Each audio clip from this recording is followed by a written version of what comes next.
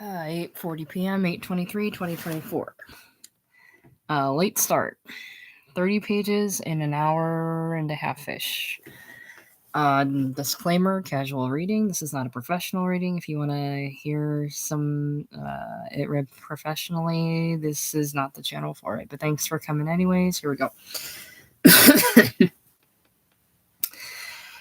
The Iceman Cometh, Eugene O'Neill. Act 3. Scene. Barroom of Harry Hopes, including a part of what had been the back room in Acts 1 and 2. In the right wall are two big windows with the swinging doors to the street between them. The bar itself is at rear.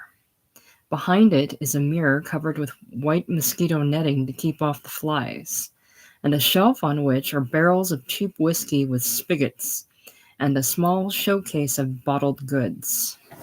At the left of the bar is the doorway to the hall.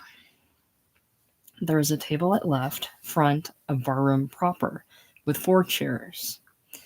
At right front is a small free lunch counter, facing left with a space between it and the window for the dealer to stand when he dishes out soup at the noon hour. Over the mirror behind the bar are framed photographs of Richard Croker and Big Tim Sullivan, flanked by framed lithographs of John L. Sullivan and Gentleman Jim Corbett in ring costume. At left, in what had been the back room with the dividing curtain drawn, the banquet table of Act 2 has been broken up, and the tables are again in the crowded arrangement of Act 1. Of these, we see one in the front row with 5 chairs at the left of the barroom table, another with 5 chairs at left rear of it, a third back by the rear wall with 5 chairs, and finally, at extreme left front, one with 4 chairs, partly on and partly off stage left. It is around the middle of the morning of Hope's birthday, a hot summer day. There is sunlight in the street outside, but it does not hit the windows, and the light in the back room section is dim. Joe Mott is moving around, a box of sawdust under his arm, strewing it over the floor. His manner is sullen, his face set in gloom. He ignores everyone. As the scene progresses, he finishes his sawdusting job, goes behind the lunch counter and cuts loaves of bread. Rocky is behind the bar, wiping it, washing glasses, etc. He wears his working clothes, sleeves rolled up. He looks sleepy, irritable, and worried. At the barroom front, Larry sits in a chair facing right front. He has no drink in front of him. He stares ahead, deep in harried thought. On his right, in a chair facing right, Hugo sits sprawled forward, arms and head on the table as usual. A whiskey glass beside his limp hand. At rear of the front table, at left of them, in a chair facing left, Parrot is sitting. He is staring in front of him in a tense, strained immobility. As the curtain rises, Rocky finishes his work behind the bar. He comes forward and drops warily in the chair at right of Larry's table facing left. Rocky. Nothin' now till noon to rush from the market. I'm gonna rest my fanny, irritably. If I ain't a sap to let Chuck kid me into working his time so's he can take the morning off. But I got sick of arguing with him. I says, all right, what's it to me?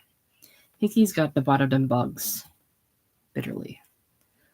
Some party last night, huh? Geez, what a funeral. It was jigs for the start, but his telling about his wife croaking put the KO on it. Larry. Yes, it turned out it wasn't a birthday feast, but a wake. Rocky. Him promising he'd cut out the bug house bull about peace. And then he went on talking and talking like he couldn't stop. And all the gang sneaking upstairs, leaving free booze and eats like they was poison. It didn't do him no good if they thought they'd shake him. He's been hopping from room to room all night. You can't stop him. He's got his reform wave going strong this morning. Did you notice him drag Jimmy out to foisting to get his laundry and his clothes pressed so he wouldn't have no excuse? And he give Willie the dough to buy his stuff back from Sully's.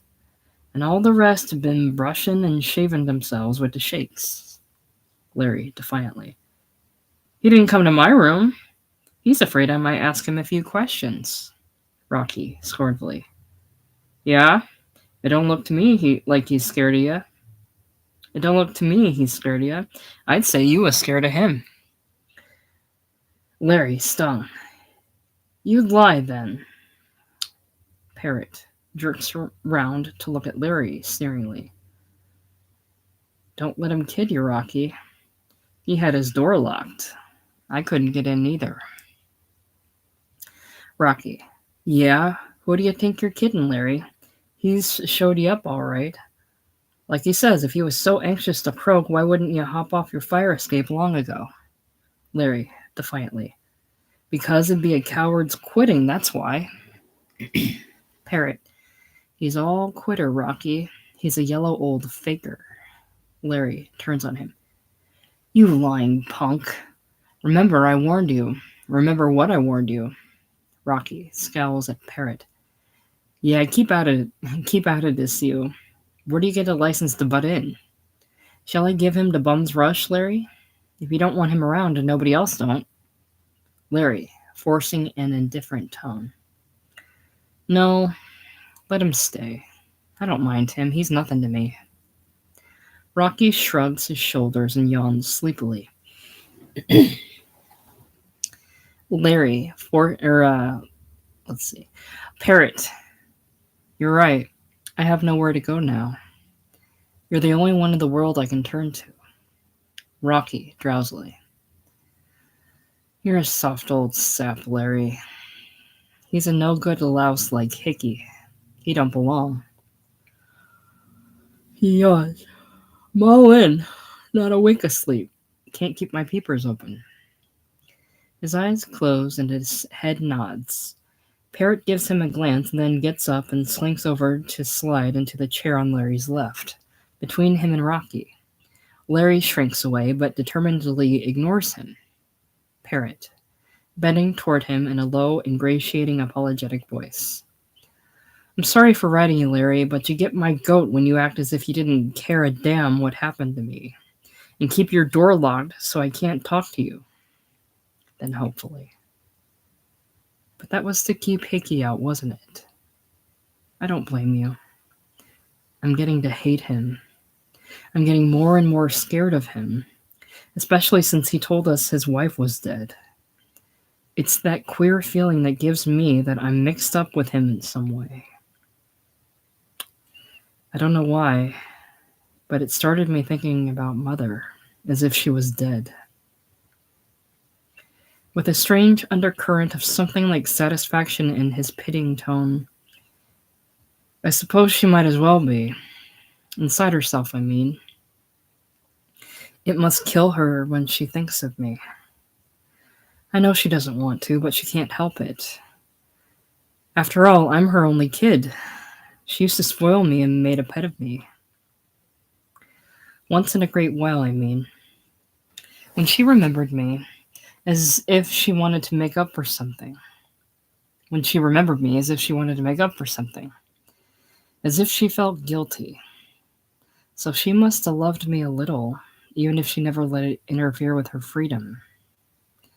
With a strange, pathetic wistfulness. Do you know, Larry, I once had a sneaking suspicion that maybe, if the truth was known, you were my father. Larry, violently. You damned fool. Who put that insane idea in your head?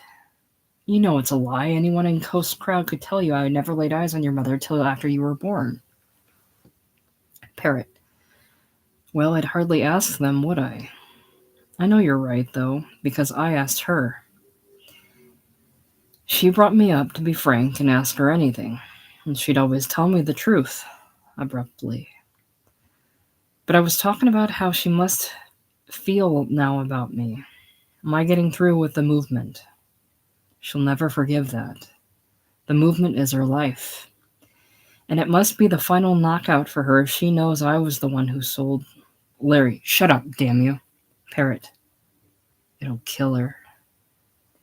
And I'm sure she knows it must have been me. Suddenly, with desperate urgency. But I never thought the cops would get her. You've got to believe that. You've got to see what my only reason was. I'll admit what I told you last night was a lie. That bunk about getting patriotic and my duty to my country.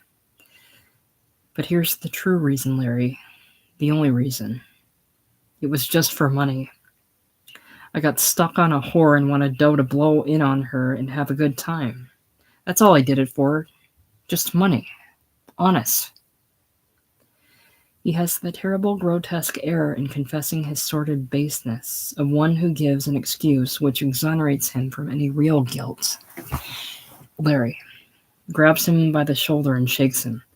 God damn you, shut up. What the hell is it to me? Rocky starts awake. Rocky. What's coming off here? Larry, controlling himself. Nothing. This gabby young punk was talking my ear off, that's all. He's a worse pest than Hickey. Rocky, drowsily. Yeah, Hickey. Say, listen, what do you mean about him being scared of you? You'd ask him questions. What questions? Larry. Well, I feel he's hiding something. You notice he didn't say what his wife died of. Rocky, rebukingly. Aw, lay off that. The poor guy, what are you getting at anyway? You don't think it's just a gag of his? Larry. I don't. I'm damned sure he's brought death here with him. I feel the cold touch of it on him. Rocky. Ah, bunk. You got croaking on the brain, old cemetery. Suddenly, Rocky's eyes widen. Say, do you mean you think she committed suicide? Count of his cheating or something? Larry, grimly. It wouldn't surprise me. I'd be the last to blame her. Rocky, scornfully. But that's crazy. Geez, if she'd done that, he wouldn't tell us he was glad about it, would he? He ain't that big a bastard. Parrot speaks up from his own preoccupation strangely. You know better than that, Larry. You know she'd never commit suicide. She's like you. She'll hang on to life even when there's nothing left, but... Larry, stung, turns on him viciously. And how about you? Begod, if you had any guts or decency... He stops guiltily. Parrot, sneeringly. I'd take that hop off your fire escape. You're too yellow to take, I suppose. Larry, as if to himself. No. Who am I to judge? I'm done with judging. Parrot, tauntingly. Yes, I suppose you'd like that, wouldn't you? Rocky, irritably mystified. What the hell's all this about? To Parrot. What do you know about Hickey's wife? How do you know she didn't? Larry, with forced belittling casualness. He doesn't. Hickey's addled the little brains he's got. Shove him back to his own table, Rocky. I'm sick of him. Rocky, to Parrot threateningly. You heard, Larry. I'd like an excuse to give you a good punch in his snoot, so move quick. Parrot gets up to Larry. If you think moving to another table will get rid of me... He moves away, then adds with bitter reproach. Gee, Larry, that's a hell of a way to treat me when I've trusted you and I need your help. He sits down in his old place and sinks into a wounded, self-pitying brooding. Rocky, going back to his train of thought. Jeez. If she committed suicide, he got to feel sorry for Hickey, huh? You can understand how he'd go bughouse and not be responsible for all the crazy stunts he's staging here. Then puzzledly. But how can you be sorry for him when he says he's glad she croaked? And you can tell he means it. With weary exasperation. Aw, nuts. I don't get nowhere trying to figure it his game. His face hardening. But I know this. He better lay off me and my stable. He pauses, then sighs. Geez, Larry, what a night them two pigs give me. When the party went dead, they pinched a couple of bottles and brung them up their room and got stinko. I don't get a wink of sleep, see? Just as I drop off on a chair here, they'd come down looking for trouble.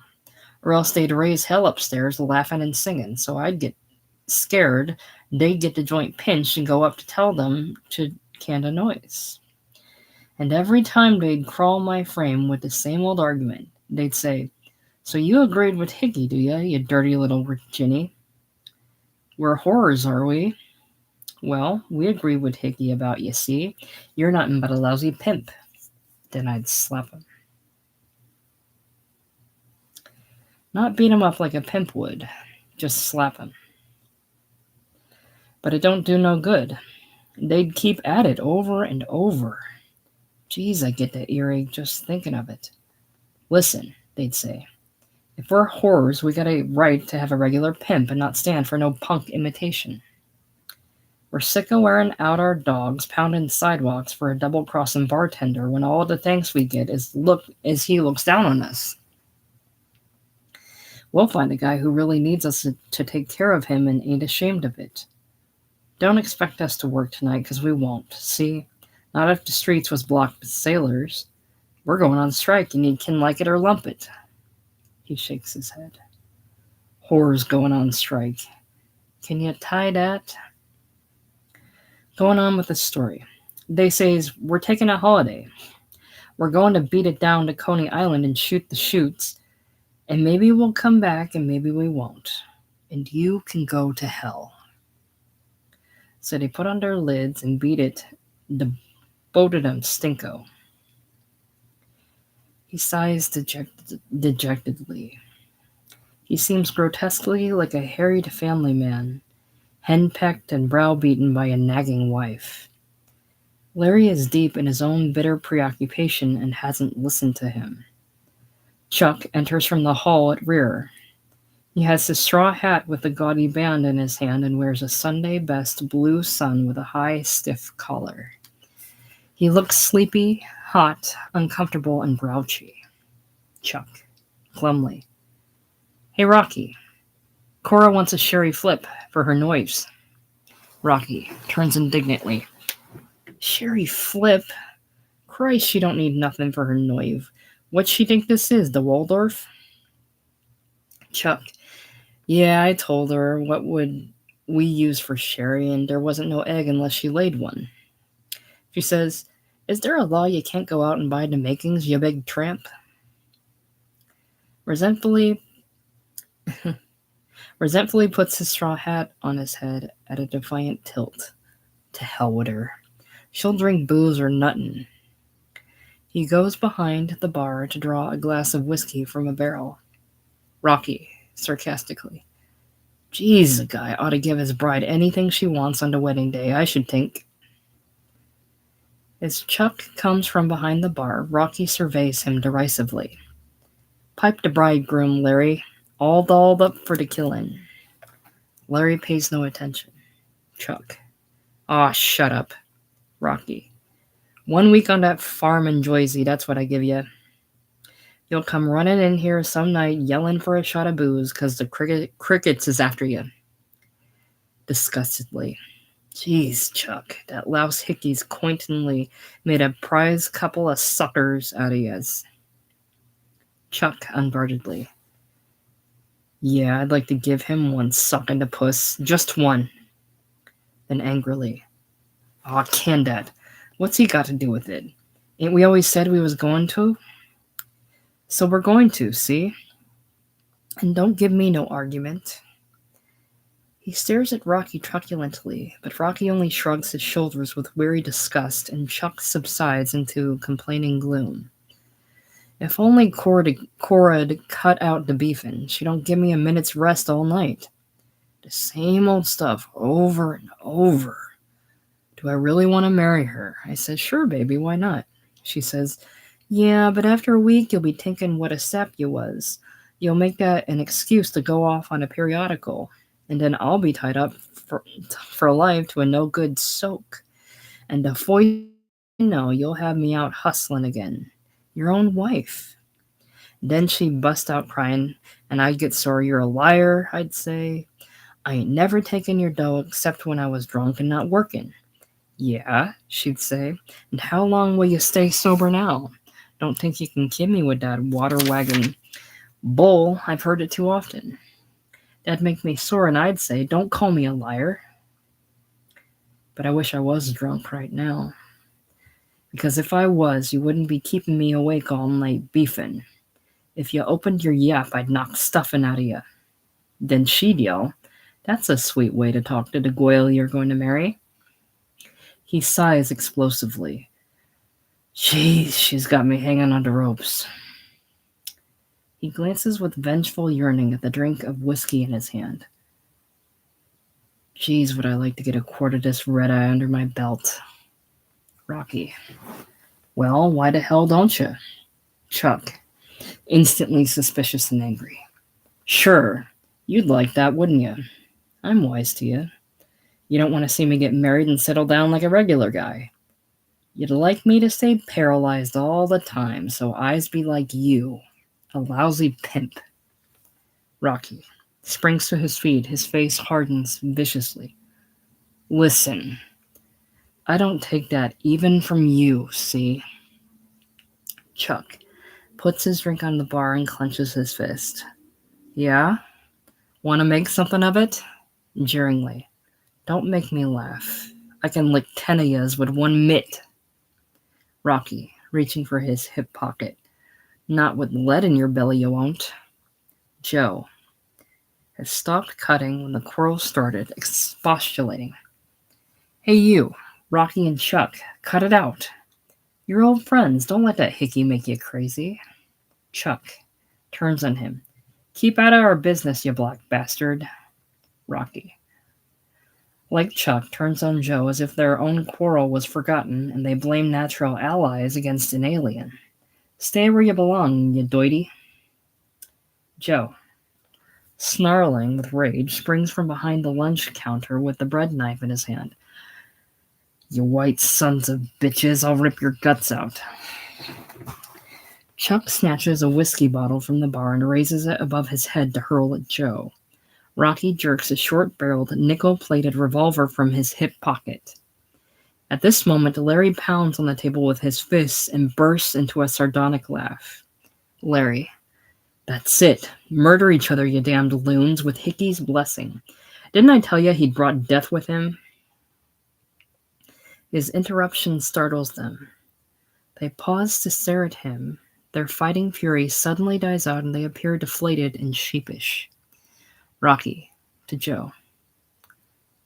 All right, you. Let go that shiv and I'll put this gat away. Joe sullenly goes back behind the counter and slaps the knife on top of it. Rocky slips the revolver back in his pocket. Chuck lowers the bottle to the bar. Hugo, who has awakened and raised his head when Larry pounded on the table, now giggles foolishly. Hugo. Hello, little peoples. Never mind. Soon you will eat hot dogs beneath the willow trees and drink free wine. Abruptly, in a haughty, fastidious tone, the champagne was not properly iced. With guttural anger. Goddamned liar, Hickey. Does that prove I want to be an aristocrat? I love only the proletariat. I will lead them. I will be like a god to them. They will be my slaves. He stops in bewildered self-amazement, to Larry appealingly. I am very drunk, no, Larry. I talk foolishness. I am so drunk, Larry, old friend, am I not? I don't know what I say. Larry, pityingly. You're raving drunk, Hugo. I've never seen you so paralyzed. Lay your head down now and sleep it off. Hugo, gratefully. Yes, I should sleep. I am too crazy drunk. He puts his head on his arms and closes his eyes. Joe, behind the lunch counter, brooding superstitiously. You's right, Larry. Bad luck come in the door when Hickey come. As an old gambling man, and I knows bad luck when I feels it. Then defiantly. But it's white man's bad luck. He can't jinx me. He comes from behind the counter and goes to the bar, addressing Rocky stiffly. The bread's cut and I's finished my job. Do I get a drink I's earned? Rocky gives him a hostile look but shoves a bottle and glass at him. Joe pours a brimful drink, suddenly. I's finished with this dump for keeps. He takes the key from his pocket and slaps it on the bar. Here's the key to my room. I ain't coming back. I's going to my own folks where I belong. I don't stay where I's not wanted. I's sick and tired of messing round with white men. He gulps down his drink. Then, looking around defiantly, he deliberately throws his whiskey glass on the floor and smashes it. Rocky. Hey, what the hell? Joe, with his sneering dignity. I's only saving you the trouble, white boy. Now you don't have to break it, soon's my back's turned. So's no white man kick about drinking from the same glass. He walks stiffly to the street door, then turns for a parting shot boastfully. I's tired of loafing around with a lot of bums. As a gambling man, I's gonna get in a big crap game and win me a big bankroll. Then I'll get the okay to open up my old gambling house for colored men. Then maybe I comes back here sometime to see the bums. Maybe I throw a $20 bill in the bar and say, drink it up. And listen when they all pat and say, Joe, you sure is white. But I'll say, no, I'm black and my dough is black men's dough and you's proud to drink with me or you don't get no drink. Or maybe I just says, you can all go to hell. I don't lower myself drinking with no white trash. He opens the door to go out, then turns again. And that ain't no pipe dream. I'll get the money for my stake today. Somehow, somewheres. If I has to borrow a gun and stick up some white man, I gets it. You wait and see. He swaggers out through the swaying doors. Chuck, angrily. Can you beat the noive of that dinge? Geez, if I wasn't dressed up, I'd go out and mop up the street with him. Rocky. Oh, let him go, the poor old dope. Him and his gambling house. He'll be back tonight asking Harry for his room and bumming me for a ball. Vengefully. Now I'll be the one to smash the glass. I'll loin him to place. The swinging doors are pushed open and Willie Oban enters from the street. He is shaved and wears an expensive, well-cut suit, good shoes, and clean linen. He is absolutely sober, but his face is sick, and his nerves in a shocking state of shakes. Chuck, another guy all dolled up. Got your clothes from Solly's, huh, Willie? Derisively. Now you can sell them back to him again tomorrow. Willie, stiffly. No, I'm through with that stuff. Never again. He comes to the bar. Rocky, sympathetically. You look sick, Willie. Take a ball to pick you up. He pushes a bottle toward him. Willie eyes the bottle yearningly but shakes his head determinedly. No thanks. The only way to stop is to stop. I'd have no chance if I went to the DA's office smelling of booze. Chuck. You're really going there? Willie, stiffly. I said I was, didn't I? I just came back here to rest a few minutes. Not because I needed any booze. I'll show that cheap drummer I don't have to have any Dutch courage. Guiltily. But he's been very kind and generous, staking me. You can't help his insulting manner, I suppose. He turns away from the bar. My legs are a bit shaky yet. I better sit down a while. He goes back and sits at the left of the second table facing Parrot, who gives him a scowling, suspicious glance, and then ignores him. Rocky looks at Chuck and taps his head disgustedly. Captain Lewis appears in the doorway from the hall. Chuck mutters, Here's another one. Lewis looks spruce and clean-shaven. His ancient tweed suit has been brushed and his frayed linen is clean. His manner is full of forced, jaunty self-assurance. But he is sick and beset by Katzenjammer. Lewis. Good morning, gentlemen all. He passes along the front of the bar to look out in the street. A jolly fine morning, too. He turns back to the bar. An eye-opener? I think not. Not required, Rocky, old chum. Feel extremely fit. as a matter of fact. Though can't say I slept much thanks to that interfering ass Hickey and that stupid bounder of a boar. His face hardens. I've had about all I can take from that fellow. It's my own fault, of course, for allowing a brute of a Dutch farmer to become familiar. Well, it's come to a parting of the ways now, and a good riddance. Which reminds me, here's my key. He puts it on the bar. I shan't be coming back. Sorry to be leaving good old Harry and the rest of you, of course, but I can't continue to live under the same roof with that fellow.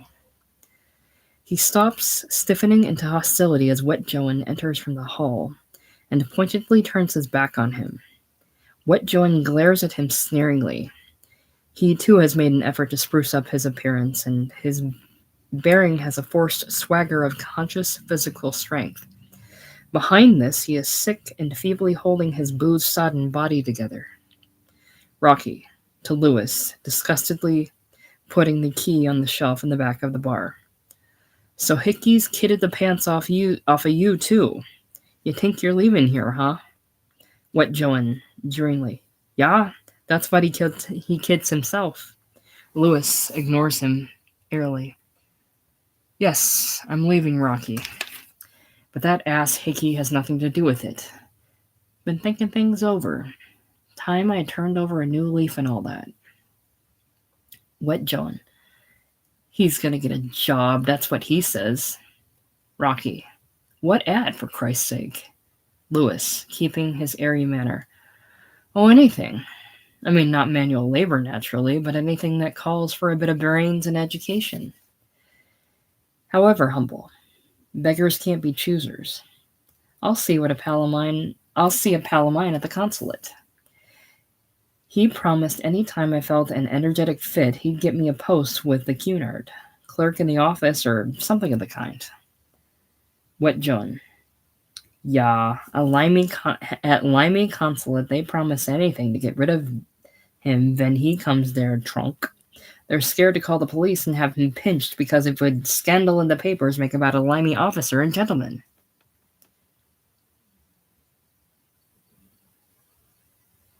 Lewis. As a matter of fact, Rocky, I only wish a post temporarily. Means to an end, you know. Save up enough for a first-class passage home. That's the bright idea. Wet Joan. He's sailing back to home, sweet home. That's the biggest pipe dream of all. What little brain the poor limey has left, Dot isn't in whiskey pickled. Hickey has made crazy. Lewis's fists clench, but he manages to ignore this. Chuck feels sorry for Lewis and turns on Wet Joan sarcastically. Hickey ain't made no supper out of you, huh? You're too foxy, huh? But I'll bet you think you're going out and land a job, too. Wet Joan bristles. I am, yeah. For me it is easy, because I put on no airs of gentleman. I'm not ashamed to work with my hands. I was a farmer before the war when bloody limey thieves steal my country. Boastfully. Anyone I ask for a job can see with one look I have the great strength to do work of 10 ordinary men's. Lewis, sneeringly. Yes, Chuck, you remember he gave a demonstration of his extraordinary muscles last night when he helped to move the piano? Chuck, you couldn't even hold up your corner. It was your fault the damned box almost fell down the stairs. Wet Joan. My hands was sweaty. Could I help that my hands slip? I could the whole weight of it lift. In old days in Transvaal, I lift loaded ox cart by the axle. So why shouldn't I get job? That longshoreman boss, Dan, he tell me anytime I liked, he take me on. And Benny from the market, he promised me same. Lewis.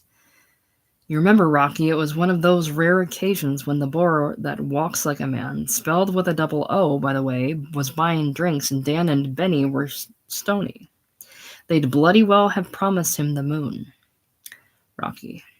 Yeah, you big boob, them Boyds was only kidding ya. Wet Joan, angrily. That's lie.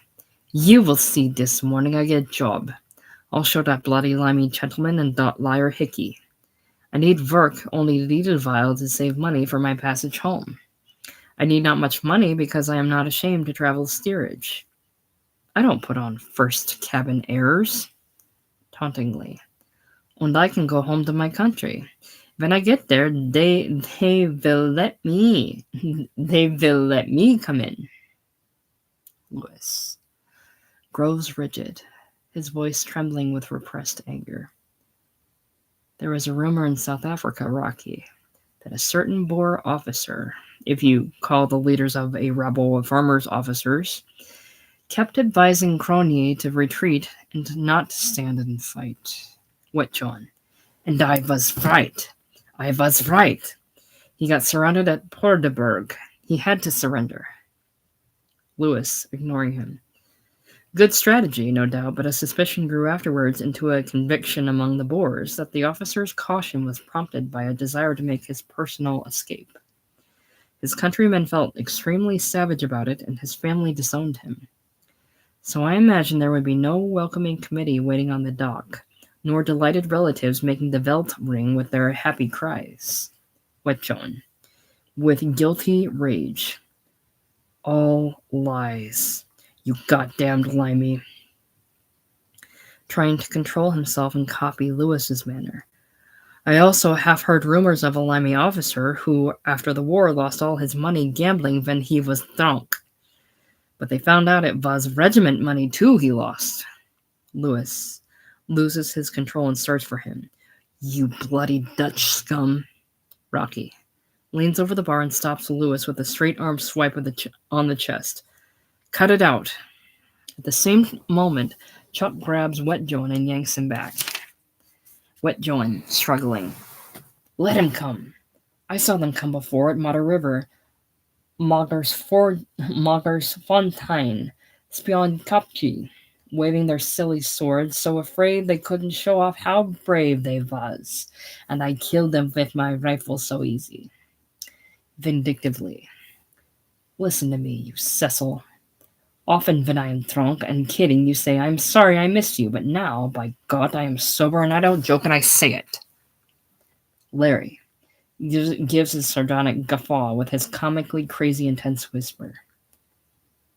Begod, he can't say Hickey hasn't the miraculous touch to raise the dead when he can start the Boer War raging again. This interruption acts like a cold douche on Lewis and Wet Joan. They subside, and Rocky and Chuck let go of them. Lewis turns his back on the Boer.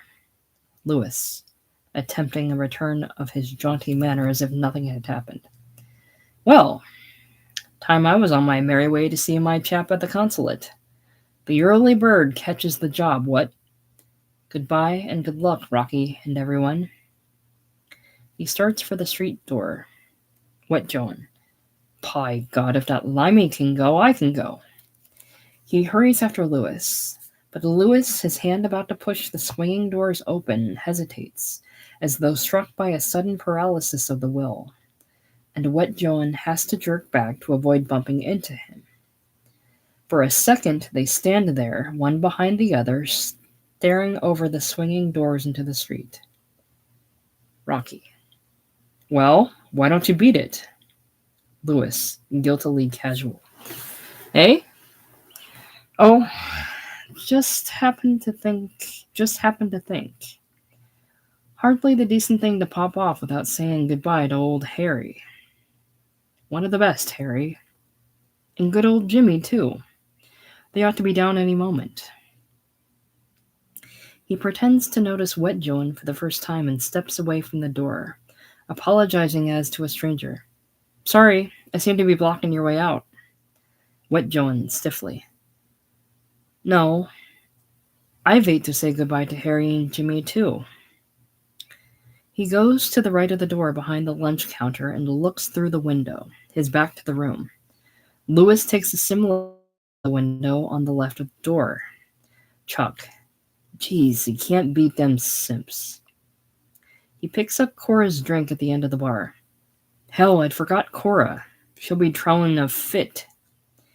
He goes into the hall with the drink. Rocky looks after him disgustedly. That's right. Wait on her and spoil her, you poor sap. He shakes his head and begins to wipe the bar mechanically. Willie, and regarding Parrot across the table from him with an eager, calculating eye, he leans over and speaks in a low, confidential tone. Look here, Parrot. I'd like to have a talk with you.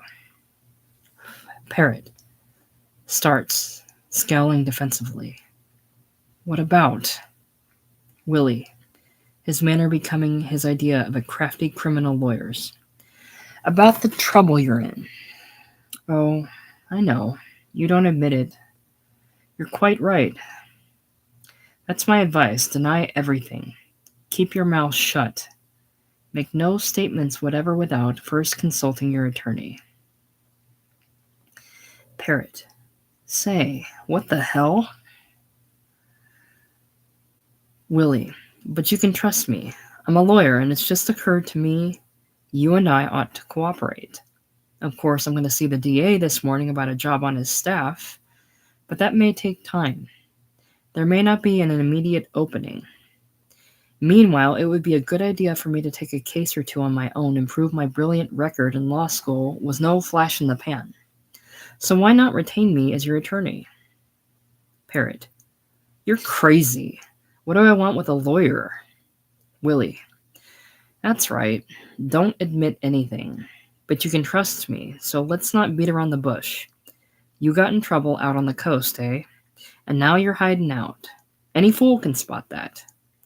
Lowering his voice still more. You feel safe here. And maybe you are for a while.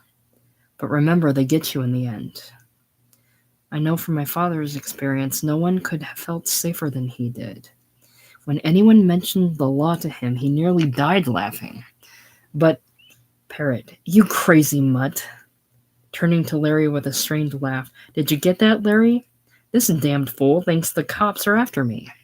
Larry bursts out with his true reaction before he thinks to ignore him. I wish to God they were. And so should you if you had the honor of a louse. Parrot stares into his eyes guiltily for a second. Then he smiles sneeringly. Parrot.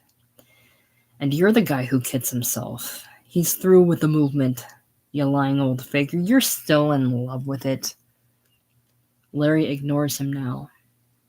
Willie disappointedly. Then you're not in trouble, Parrot? I was hoping, but never mind. No offense meant. Forget it. Parrot. Condescendingly, his eyes on Larry. Sure. That's all right, Willie. I'm not sore at you. It's that damned old faker that gets my goat. He slips out of his chair and goes quietly over to sit in the chair beside Larry he had occupied before. In a low, insinuating, intimate tone. I think I understand, Larry. It's really Mother you still love, isn't it? In spite of the dirty deal she gave you. But hell, what did you expect? She was never true to anyone but herself and the movement. But I understand how you can't help still feeling. Because I still love her too. Pleading in a strained, desperate tone. You know I do, don't you? You must. So you see, I couldn't have expected they'd catch her. You've got to believe me that I sold them out just to get a few lousy dollars to blow in on a whore. No other reason. Honest. There couldn't possibly be any other reason. Again, he has a strange air of exonerating himself from guilt by this shameless confession. Larry, trying not to listen, has listened with an increasing tension. For the love of Christ, will you leave me in peace? I've told you you can't make me judge you. But if you don't keep still, you'll be saying something soon that will make you vomit your own soul like a drink of nickel rocket that won't stay down. He pushes back his chair and springs to his feet. To hell with you! He goes to the bar. Parrot jumps up and starts to follow him, desperately. Don't go, Larry. You've got to help me. But Larry is at the bar, back turned, and Rocky is scowling at him. He stops, shrinking back into himself helplessly, and turns away. He goes to the table where he had been before, and this time he takes the chair at rear, facing directly front. He puts his elbows on the table, holding his head in his hands as if he had a splitting headache. Larry. Set him up, Rocky.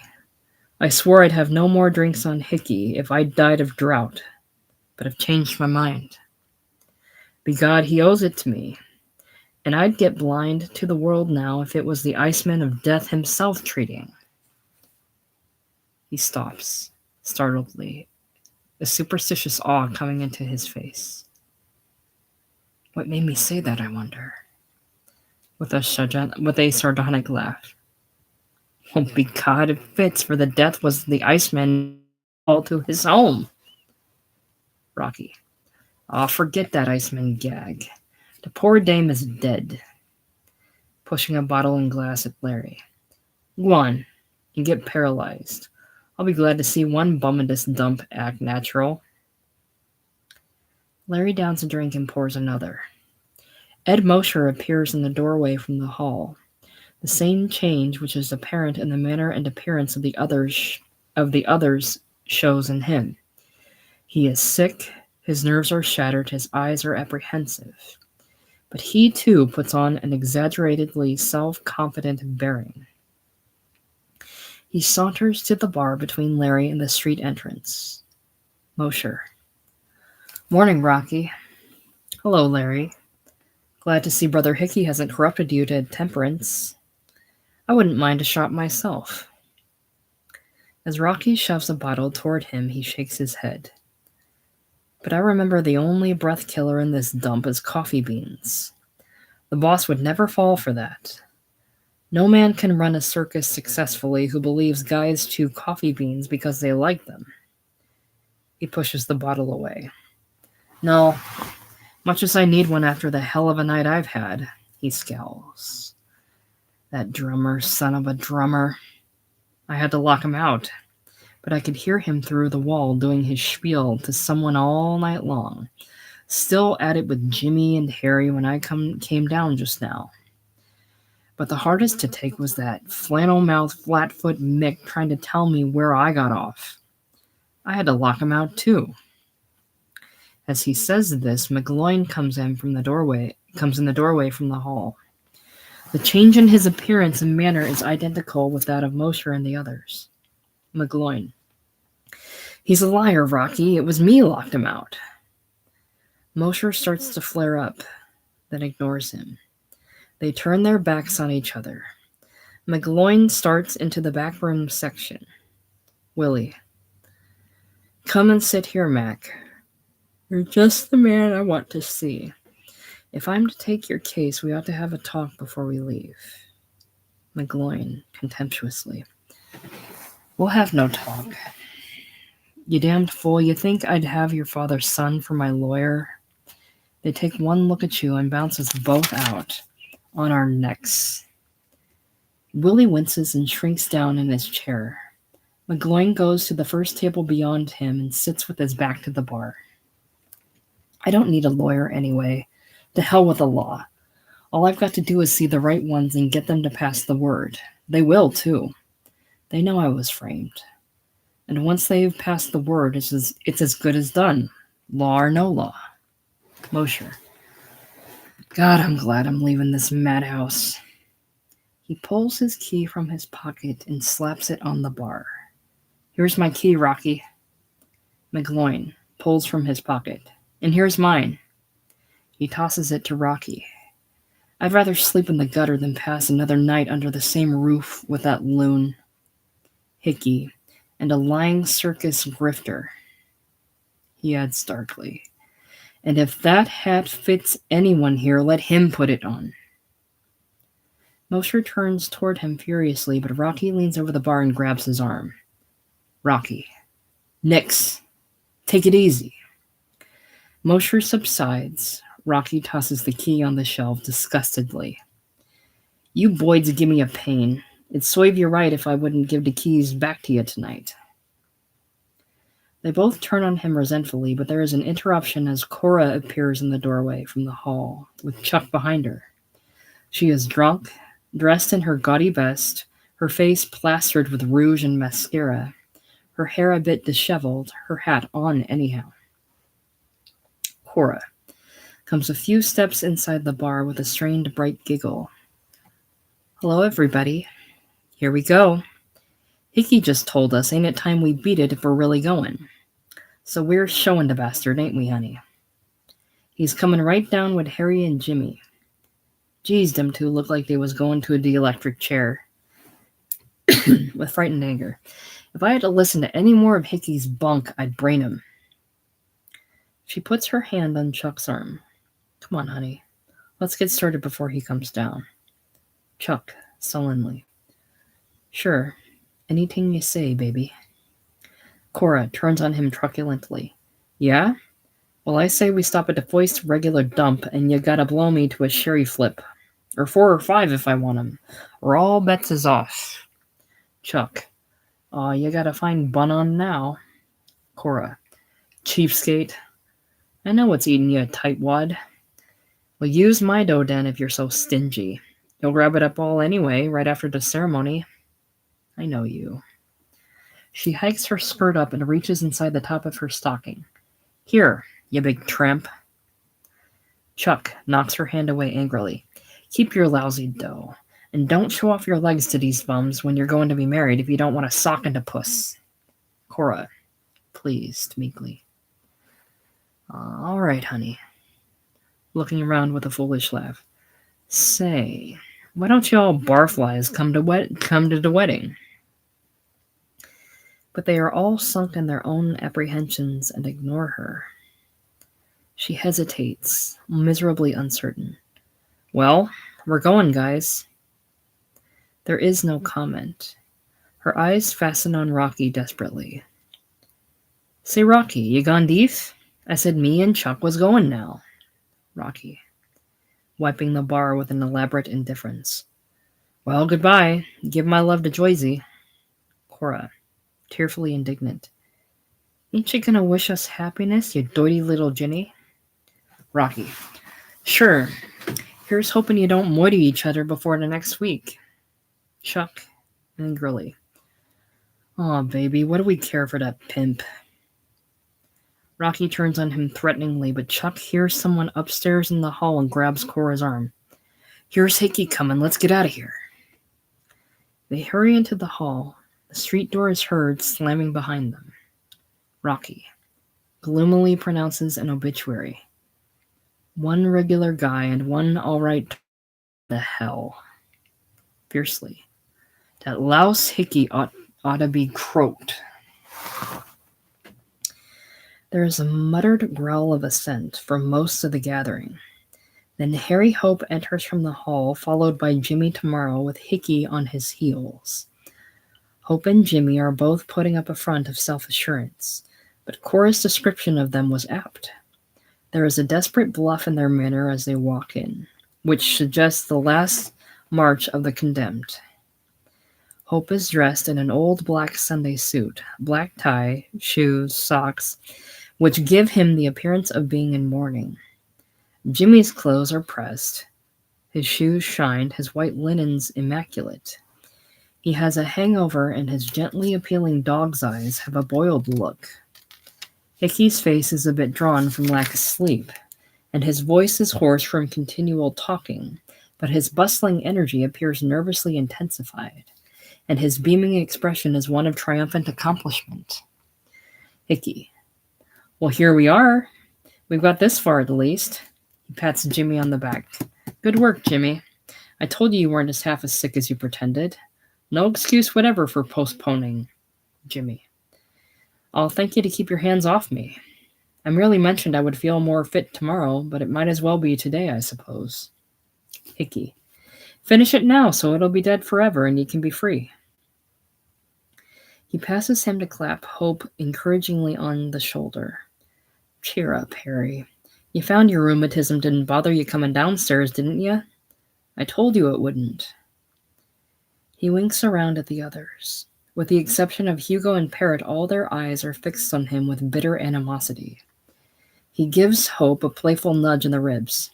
You're the damnedest one for alibis, Governor, as bad as Jimmy. Hope, putting on his deaf manner. Eh? I can't hear. Defiantly. You're a liar. I've had rheumatism on and off for 20 years. Ever since Bessie died. Everybody knows that. Hickey. Yes, we know it's the kind of rheumatism you turn on and off. We're on to you, you old faker.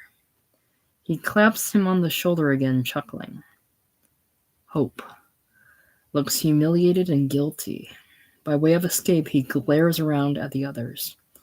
But geez, what are y'all bums hanging around staring at me for? Think you was watching a circus? Why don't you get the hell out of here and tend to your own business like Hickey's told you? They look at him reproachfully, their eyes hurt. They fidget as if trying to move. Hickey. Yes, Harry, I certainly thought they'd have had the guts to be gone by this time. He grins.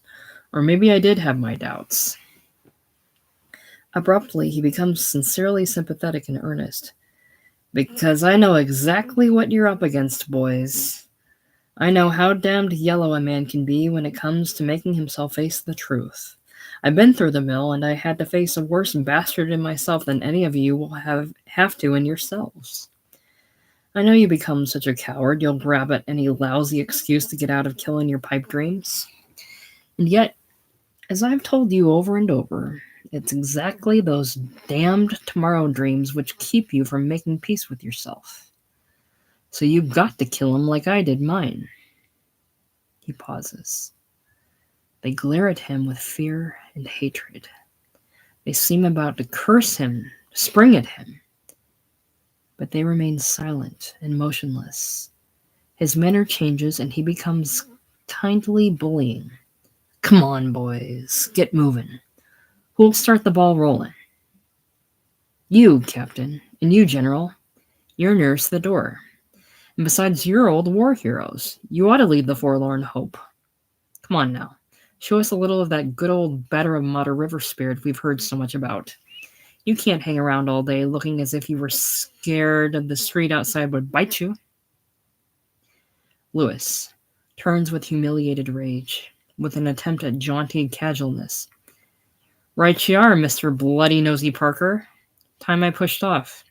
Was only waiting to say goodbye to you, Harry, old chum. Hope, dejectedly. Goodbye, Captain. Hope you have luck. Lewis. Oh, I'm bound to, old chap, and the same to you. He pushes the swinging doors open and makes a brave exit, turning to his right and marching off outside the window at right of the door. What, Joan? By God, if that limey can, I can. He pushes the door open and lumbers through it like a bull charging an obstacle. He turns left and disappears off rear outside the farthest window. Hickey, exhortingly. Next? Come on, Ed. It's a fine summer's day and the call of the old circus lot must be in your blood. Mosher glares at him, then goes to the door. McGloin jumps up from his chair and starts moving toward the door. Hickey claps him on the back as he passes. That's the stuff, Mac.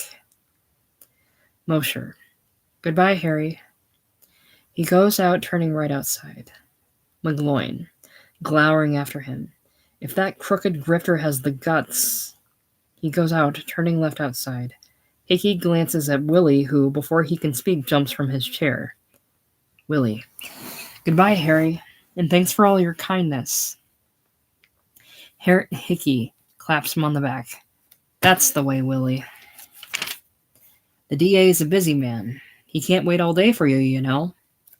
Willie hurries to the door. Hope. Dully. Good luck, Willie. Willie goes out and turns right outside. While he is doing so, Jimmy, in a sick panic, sneaks to the bar and furtively reaches for Larry's glass of whiskey. Hickey. And now it's your turn, Jimmy, old pal. He sees what Jimmy is at and grabs his arm just as he is about to down the drink. Now, Jimmy. You can't do that to yourself. One drink on top of your hangover and an empty stomach and you'll be arrayed. Then you'll tell yourself you wouldn't stand a chance if you went up south to get your old job back. Jimmy pleads objectively.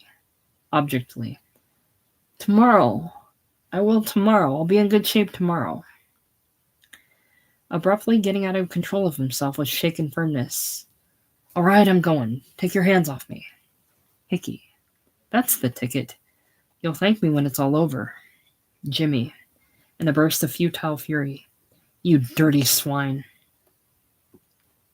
He tries to throw the drink in Hickey's face, but his aim is poor and it lands on Hickey's coat. Jimmy turns and dashes through the door, disappearing outside right of door. Hickey. Brushing the whiskey off his coat humorously. All set for an alcohol rub, but no hard feelings. I know how he feels. I wrote the book. I've seen the day when if anyone forced me to face the truth about my pipe dreams, I'd have him shot dead. He turns to Hope encouragingly. Well, Governor, Jimmy made the grade. It's up to you.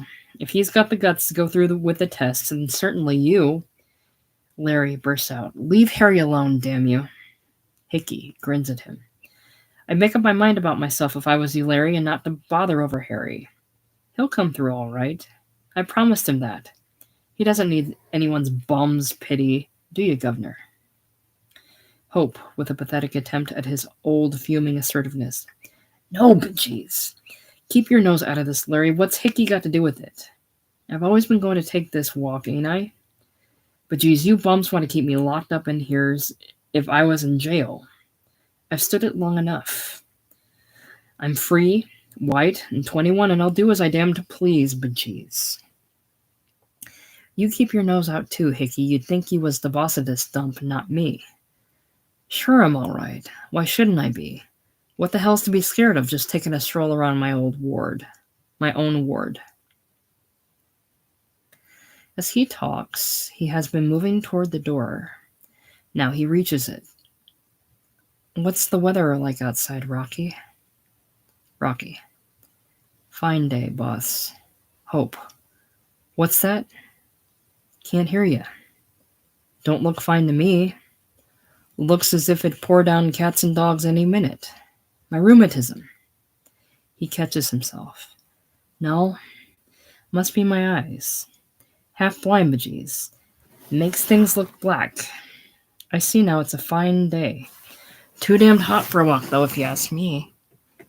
Well, do me a good to sweat off the booze out of it.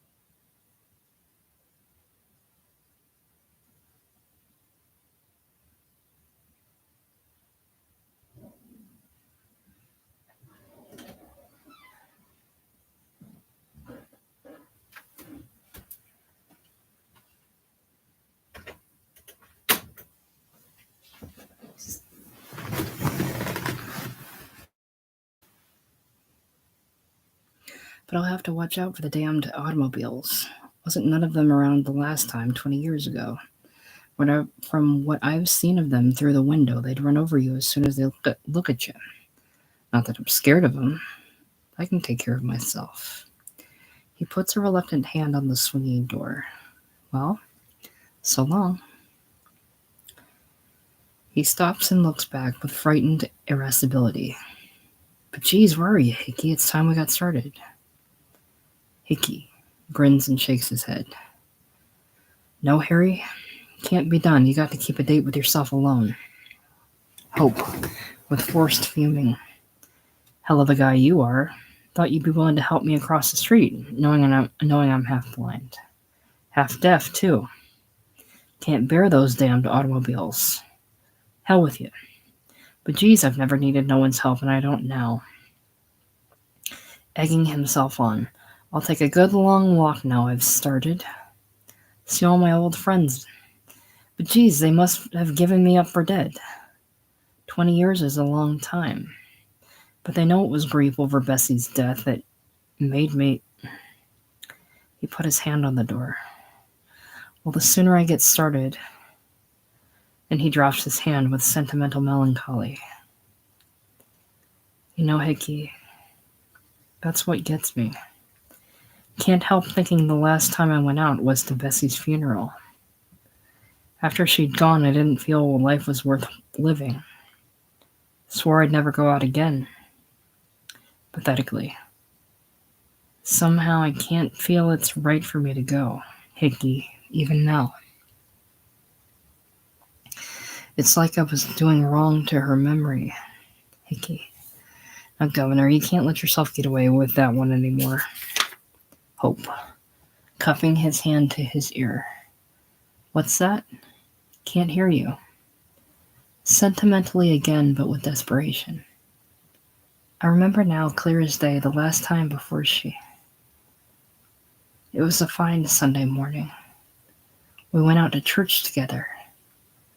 His voice breaks into a sob. Hickey, amused. It's a great act, Governor, but I know better, and so do you. You never did want to go to church or any place else with her. She was always on your neck, making you have ambition and go out and do things, when all you wanted was to get drunk in peace. Hope, falteringly. Can't hear a word you're saying. You're a goddamned liar anyway.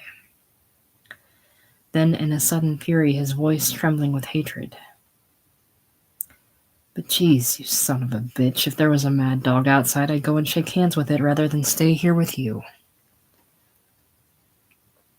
The momentum of his fit of rage does it. He pushes the door open and strides blindly out into the street and is blindly past the window behind the free lunch counter. Rocky, in amazement. Geez, he made it. I'd give you 50-1 he'd never. He goes to the end of the bar to look through the window disgustedly. Aw, he stopped. I'll bet you he's coming back. Hickey. Of course he's coming back. So are all the others. By tonight they'll all be here again, you dumbbell. That's the whole point. Rocky, excitedly. No, he ain't neither. He's gone to the Coib. He's looking up and down. Scared stiff of automobiles. Geez, they ain't no more than 2 an hour comes down this street, the old boob. He watches excitedly as if it were a race he had a bet on, oblivious to what happens in the bar. Larry turns on Hickey with bitter defiance. And now it's my turn, I suppose? What is it I'm to do to achieve this blessed peace of yours? Hickey grins at him. Why, we've discussed all that, Larry. Just stop lying to yourself. Larry, you think when I say I'm finished with life and tired of watching the stupid greed of the human circus and I'll welcome closing my eyes in the long sleep of death, you think that's a coward's lie? Hickey, chuckling. Well, what do you think, Larry? Larry, with increasing bitter intensity, more as if he were fighting with himself than with Hickey. I'm afraid to live, am I? And even more afraid to die?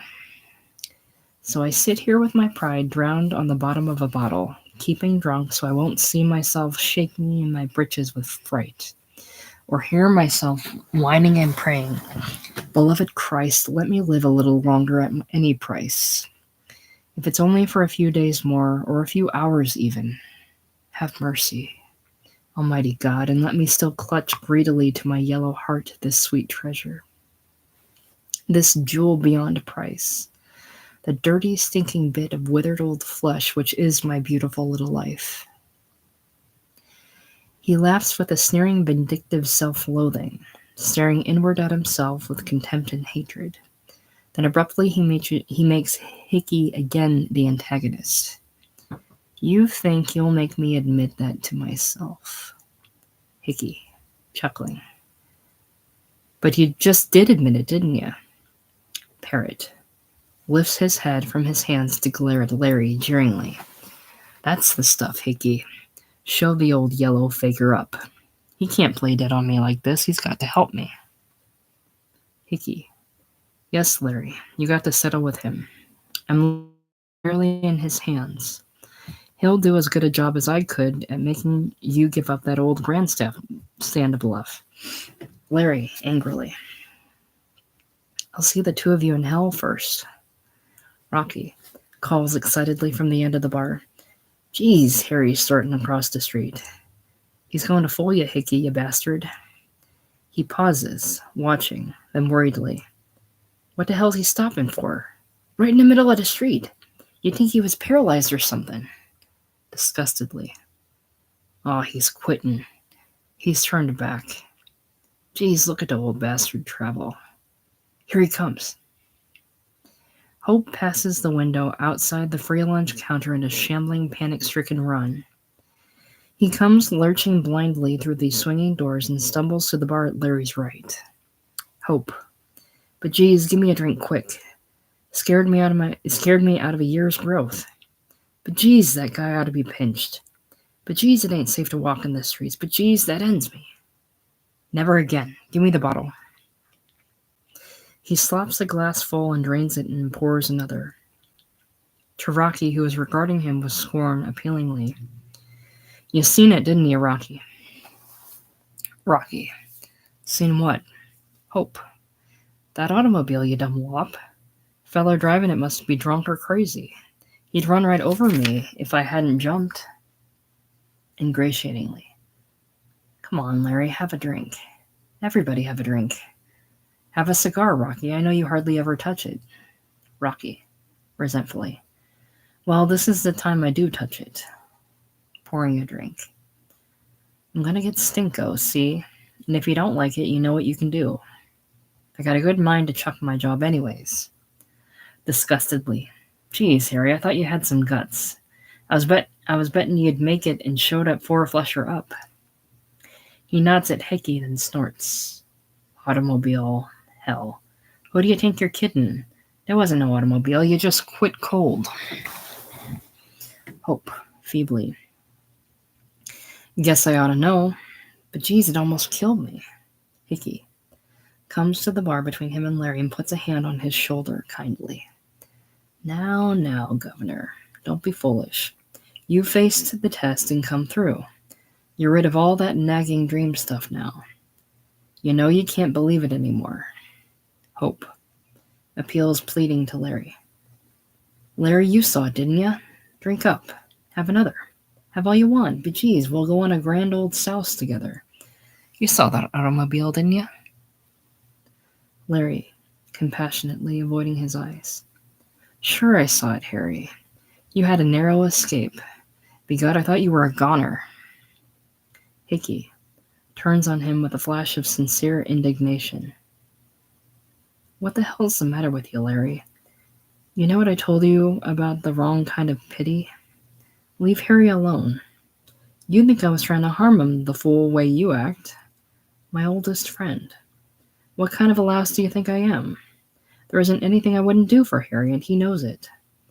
All I've wanted to do is fix it so he'll finally be at peace with himself for the rest of his days. And if you'll only wait until the final returns are in, you'll find that that's exactly what I've accomplished. He turns to Hope and pats his shoulder coaxingly. Come on now, Governor. What's the use of being stubborn now when it's all over and dead? Give up that ghost automobile. Hope, beginning to collapse within himself, dully. Yes, what's the use now? All a lie. No automobile, but geez, something ran over me. Must have been myself, I guess. He forces a feeble smile, then wearily. Guess I'll sit down. Feel all in, like a corpse, but geez. He picks a bottle and glass from the bar and walks to the first table and slumps down in the chair facing left front. His shaking hand misjudges the distance, and he sets the bottle on the table with a jar that rouses Hugo, who lifts his head from the arms and blinks at him through his thick spectacles. Hope speaks to him in a flat, dead voice. Hello, Hugo. Coming up for air? Stay passed out. That's the right dope. There ain't any cool willow trees except you grow your own in a bottle. He pours a drink and gulps it down. Hugo, with his silly giggle. Hello, Harry, stupid proletarian monkey face. I will drink champagne beneath the villa with a change to aristocratic fastidiousness, but the slaves must ice it properly. With guttural rage. Goddamned hickey, peddler pimp for nouveau riche capitalism. When I lead the jackass mob to the sack of Babylon, I will make them hang him to a lamppost, the first one. Hope, spiritlessly. Good work. I'll help pull on the rope. Have a drink, Hugo. Hugo, frightenedly. No, thank you. I am too drunk. I hear myself say crazy things. Do not listen, please. There will tell you I have never been so crazy drunk. I must sleep it off. He starts to put his head on his arms, but stops and stares at Hope with growing uneasiness. What's matter, Harry? You look funny. You look dead. What's happened? I don't know you. Listen, I feel I am dying too because I am so crazy drunk. It is very necessary I sleep. But I can't sleep here with you. You look dead. He scrambles to his feet in a confused panic, turns his back on Hope, and settles into the chair at the next table, which faces left. He thrusts his head down on his arms like an ostrich hiding its head in the sand. He does not notice Parrot, nor Parrot him. Larry, to Hickey with bitter condemnation. Another one who's begun to enjoy your peace. Hickey. Oh, I know it's tough on him right now, the same as it is on Harry. But that's only the first shock. I promise you they'll both come through all right. Larry. Do you believe that? I see you do, you mad fool. Hickey. Of course I believe it. I tell you I know from my own experience. Hope, spiritlessly. Close that big clam of yours, Hickey. But geez, you're a worse gabber than that nagging bitch Bessie was. He drinks his drink mechanically and pours another. Rocky, in amazement. Geez, did you hear that? Hope, dully. What's wrong with this booze? There's no kick in it. Rocky, worriedly. Geez, Larry, Hugo had it right. He does look like he'd croaked. Hickey, annoyed. Don't be a damned fool. Give him time. He's coming along all right. He calls to Hope with the first trace of underlying uneasiness. You're all right, aren't you, Harry? Hope, dully. I want to pass out like Hugo. Larry turns to Hickey with bitter anger. It's the piece of death you've brought him. Hickey, for the first time, loses his temper. That's a lie. But he controls this instantly and grins. Well, you did manage to get a rise out of me that time. I think such a hell of a lot of Harry, impatiently. You know, that's a damned foolishness. Look at me. I've been through it. Do I look dead? Just leave Harry alone and wait until the shock wears off and you'll see. He'll be a new man, like I am. He calls to Hope coaxingly. How's it coming, Governor? Beginning to feel free, aren't you? Relieved and not guilty anymore? Hope rumbles spiritlessly. But geez, you must have been monkeying with the booze too, you interfering bastard. There's no life in it now. I want to get drunk and pass out. Let's all pass out. Who the hell cares? Hickey, lowering his voice worriedly to Larry. I admit I didn't think he'd be hit so hard. He's always been a happy-go-lucky slob, like I was. Of course, it hit me hard too, but only for a minute. Then I felt as if a ton of guilt had been lifted off my mind. I saw what had happened was the only possible way for the peace of all concerned. Larry, sharply. What was it happened? Tell us that, and don't try to get out of it. I want a straight answer. Vindictively. I think it was something you drove someone else to do. Hickey, puzzled. Someone else? Larry, accusingly. What did your wife die of? You kept that a deep secret, I notice, for some reason. Hickey, reproachfully. You're not very considerate, Larry. But if you insist on knowing now, there's no reason you shouldn't. It was a bullet through the head that killed Evelyn. There is a second's tense silence. Hope, dully. Who the hell cares? To hell with her and that nagging old hag Bessie. Rocky. Christ. You had to write dope, Larry. Larry, revengefully. You drove your poor wife to suicide. I knew it. Begod, I don't blame her. I'd almost do as much myself to be rid of you.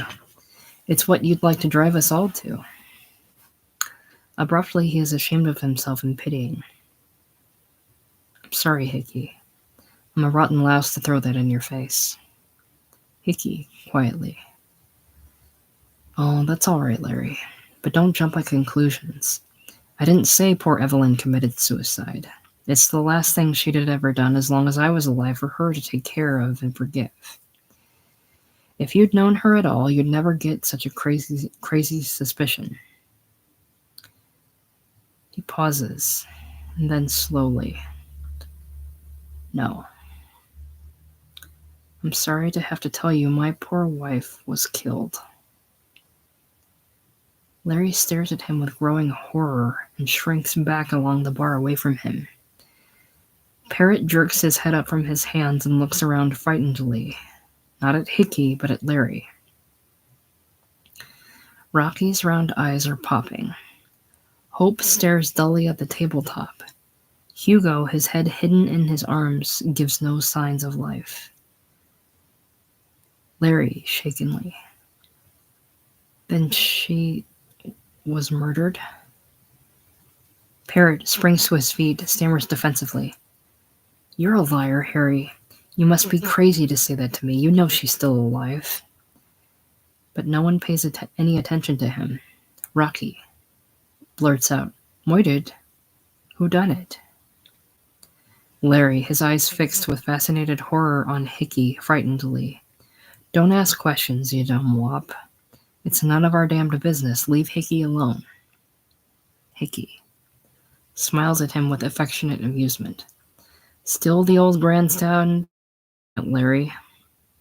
Or is it some more bum pity? He turns to Rocky, matter-of-factly. The police don't know who killed her yet, Rocky, but I expect they will before long. As if that finished the subject, he comes forward to Hope and sits beside him with an arm around his shoulder, affectionately coaxing. Coming along fine now, aren't you, Governor? Getting over the first shock? Beginning to feel free from guilt and lying hopes and at peace with yourself? Hope, with a dull callousness. Somebody croaked your Evelyn, eh? But geez, my bets are on the Iceman. But who the hell cares? Let's get drunk and pass out. He tosses down his drink with a lifeless automatic movement, complainingly. But geez, what did you do to the booze, Hickey? There's no damned life left in it. Parrott stammers, his eyes on Larry, whose eyes in turn remain fixed on Hickey. Don't look like that, Larry. You've got to believe what I told you. It had nothing to do with her. It was just to get a few lousy dollars. Hugo suddenly raises his head from his arms and, looking straight in front of him, pounds on the table frightenedly with his small fists. Don't be a fool. Buy me a drink. But no more wine. It's not properly iced. With guttural rage. God-damned stupid proletarian slaves, buy me a drink or I will have you shot. He collapses into abject begging. Please, for God's sake, I'm not drunk enough. I cannot sleep. Life is a crazy monkey face.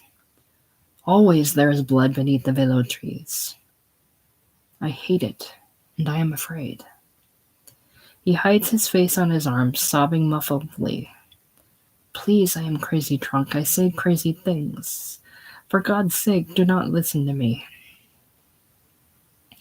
But no one pays any attention to him.